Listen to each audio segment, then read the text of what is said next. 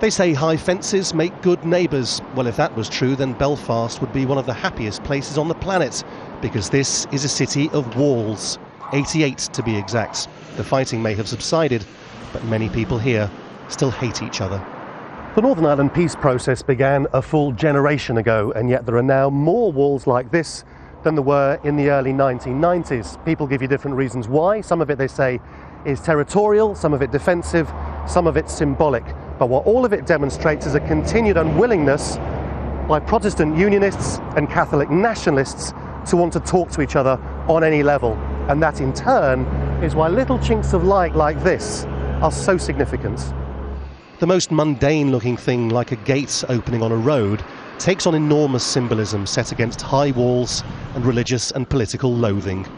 The European Union and US government recently launched a $3 million fund to see if the time was right for some of the walls to open up. So far, a few expressions of interest, all under the radar.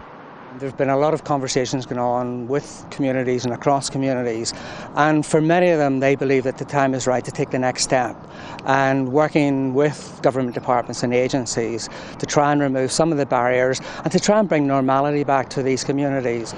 This wall, which divides not housing estates but a park, was put up on the same day a peace deal was signed in 1994.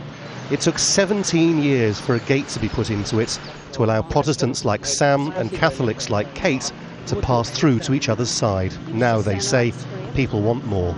We put it on a pilot scheme, reviewing it every 3 months, and it was a 5-day weekdays from 9 to 3 every day. People have come back to us and want it opened at weekends as well, from 7 to 12:30. We communicate with the people on the ground that, that it affects, and that's a community who lives around the park. So we've done intensive surveys, coming up and leading to the opening of the gate. Yet daily life here involves golf balls being lobbed over the walls and smashing Protestant windows, or Catholics whose houses were burned to the ground 40 years ago still living in fear. A vast majority living close to the walls want them higher, not lower. What chance do you think there is in your lifetime of the wall coming down? I want it down. I don't think it'll be down for another 50 years at least.